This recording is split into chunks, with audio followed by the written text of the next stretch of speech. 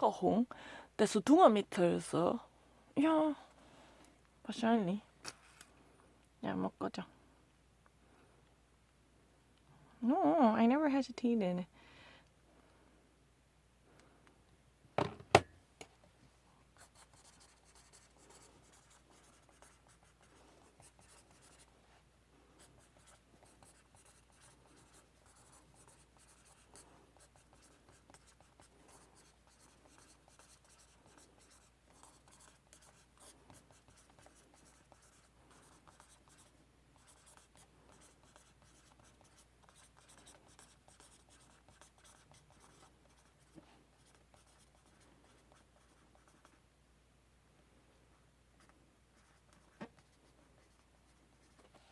Donald Trump wants you to know about what Tulsi Gabbard, this Hawaiian senator, had to say about one's own party as a proclaimed stance.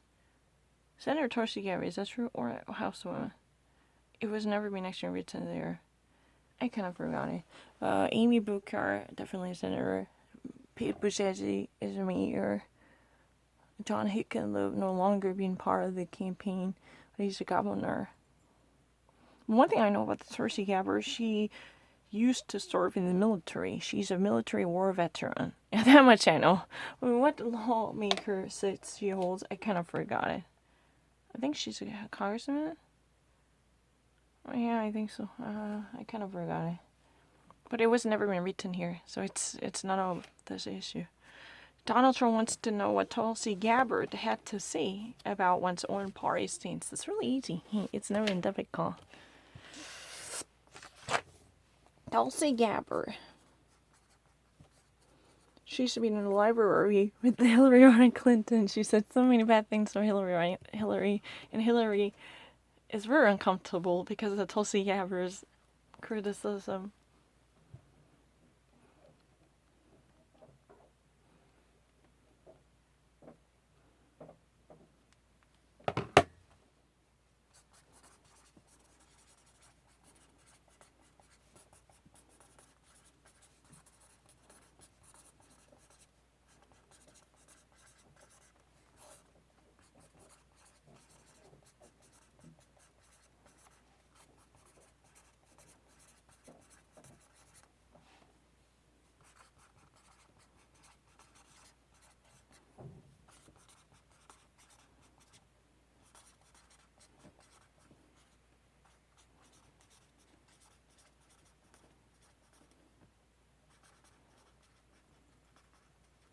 The New York Times just publishes the detailed, troublesome history of China's brutal crackdown on its own Muslims. What did I miss it? I didn't miss it. It's never been difficult. 뭐야. 벌써 어제 돼.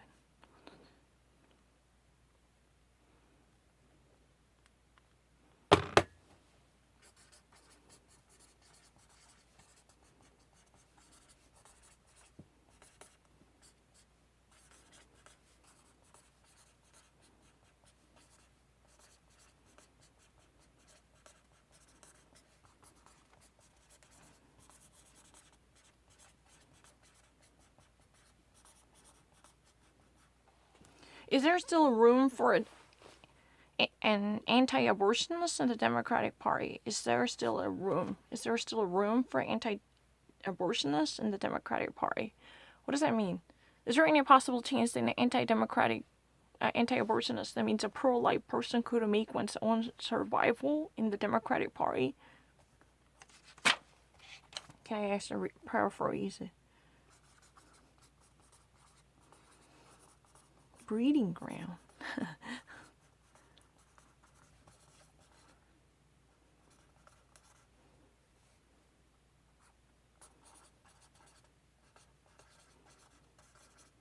Still reserved for? Why would you write that down twice? Anti-abortion, pro-life in the Democratic Party. In American English, you have to actually do it. In German and French, you never capitalize it. Yeah. this person is called the anti-abortionist. In case you think that would be Grobe.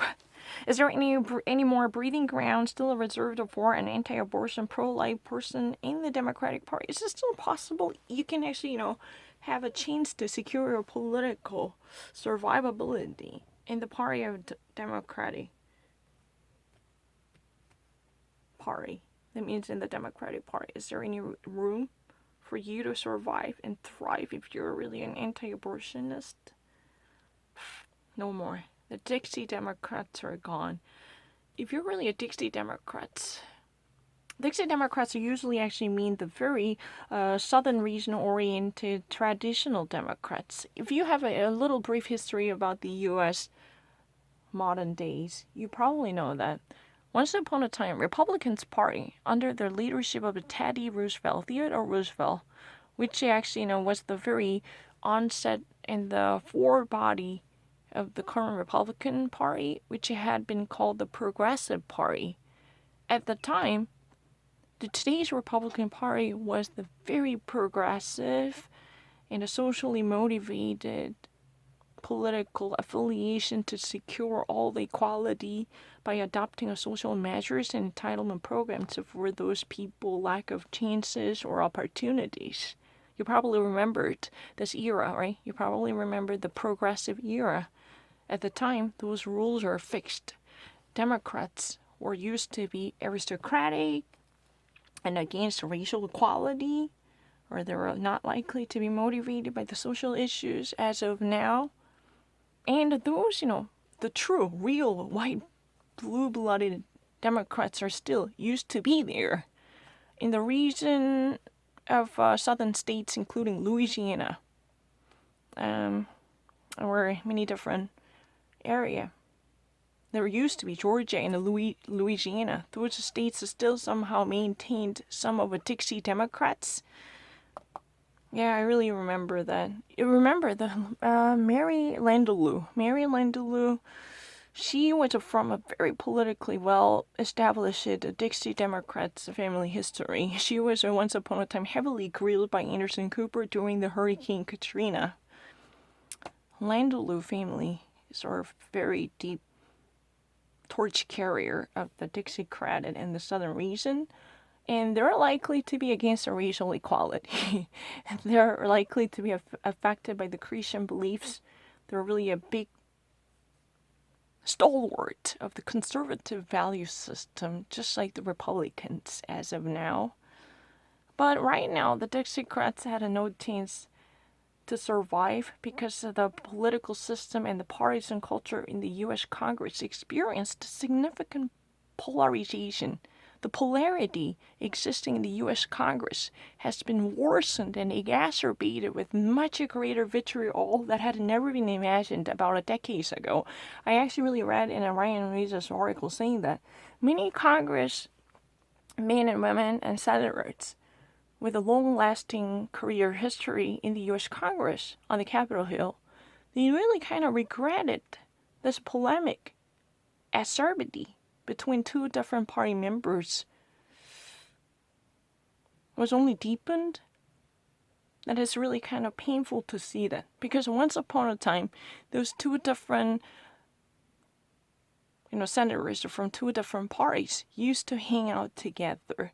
During the lunch break, they can actually go out and have a meal together despite their pulls away political differences. Yeah, even they actually had such divisions that would never be healed through the silly civil conversation, but they still managed to hang out together, have a cup of coffee or have a meal. This kind of chit-chatting or gathering was there at the time, according to the memory of many different senior lawmakers inside the Capitol Hill. Yeah, I really actually read from some of the political articles. But now the actual division, that would be so widened, it could never be engulfed through any type of reconciliation.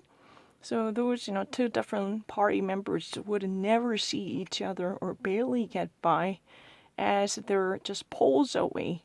That means they were just wars away. They would never actually get them together. There was no way they would be somewhat joined for the same common issue across the party line. Again, this cliche, across the party line, the bipartisan project would be almost impossible to be imagined unless there is a very urgency to do so. I'm not lying.